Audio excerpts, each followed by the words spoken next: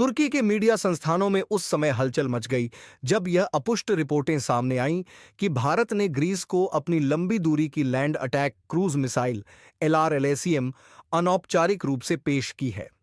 Greece NATO का सदस्य और तुर्की का लंबे समय से क्षेत्रीय प्रतिद्वंदी रहा है।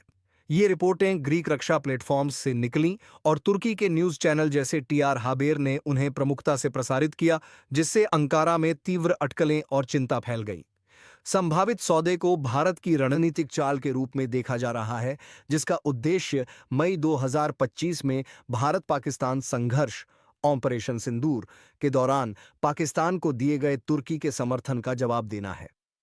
1000 से 1500 किलोमीटर तक की मारक क्षमता और सटीक स्ट्राइक क्षमताओं से लैस इस मिसाइल को लेकर तुर्की मीडिया को डर है कि यह एजियन क्षेत्र में शक्ति संतुलन को बिगाड़ सकती है, तुर्की की सैन्य संपत्तियों के लिए खतरा बन सकती है और पहले से ही तनावपूर्ण क्षेत्र में तनाव को और बढ़ा सकती है।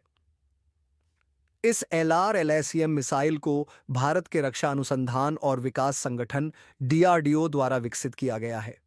यह एक सबसोनिक क्रूज मिसाइल है जिसे उच्च मूल्य वाले ठिकानों जैसे एयरबेस, रडार स्टेशन और कमांड सेंटरों पर गहरे हमले के लिए डिजाइन किया गया है।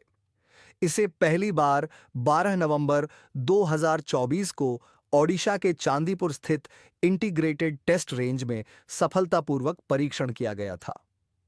यह मिसाइल जमीन आधारित प्लेटफॉर्म से 1500 किलोमीटर और नौसेना प्लेटफॉर्म से 1000 किलोमीटर की दूरी तक मार करने में सक्षम है। इसे स्वदेशी माणिक स्मॉल टर्बोफैन इंजन STFI से संचालित किया जाता है। इसमें एडवांस्ड नेविगेशन सिस्टम लगाए गए हैं, जैसे इनर्शियल नेविगेशन, GPS और टेरेन कंटूर मैपिंग TRCOM, जो इसे 10 मीटर से कम सर्कुलर एरर प्रोबेबल CP के साथ अत्यंत सटीक बनाते हैं। यह मिसाइल पारंपरिक और परमाणु दोनों प्रकार के हथियारों को ले जाने में सक्षम है। इसकी निम्न ऊंचाई वाली उड़ान प्रोफाइल और जमीन से सटे उड़ान मार्ग इसे इंटरसेप्ट करना मुश्किल बनाते हैं। यही कारण है कि इसकी तुलना अमेरिका की टॉमहॉक और रूस की कलिब्र मिसाइलों से की जा रही है।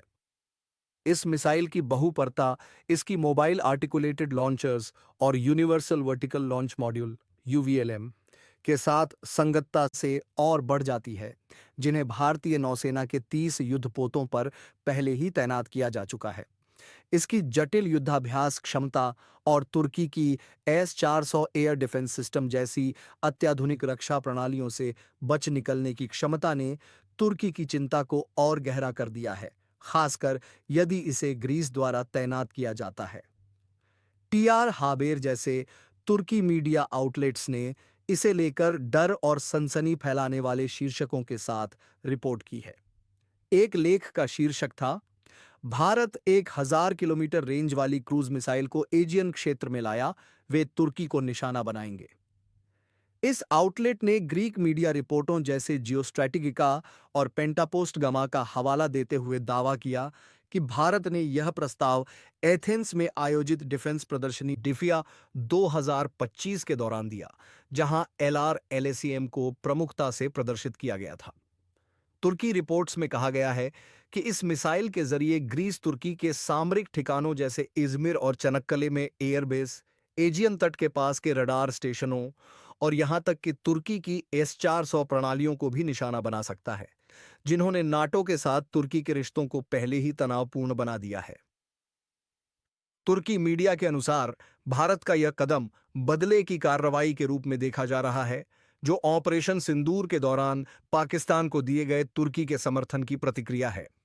उस समय तुर्की ने कथित रूप से ड्रोन प्रदान किए, वायुसेना के कर्मियों को भेजा और एक युद्धपोत इस्लामाबाद की सहायता के लिए तैनात किया था। तुर्की मीडिया ने यह भी दावा किया कि ग्रीस ने भारत के ऑपरेशन सिंदूर से संचालनात्मक जानकारी प्राप्त करने की कोशिश की, विशेष रूप से राफेल जेट्स के प्रदर्शन को लेकर, ताकि वह तुर्की वायुसेना के साथ संभावित संघर्षों के लिए खुद को तैयार कर सके। देखने के लिए धन्यवाद।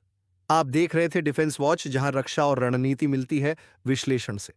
वीडियो पसंद आया हो तो लाइक करें, शेयर करें और चैनल को सब्सक्राइब करना न भूलें।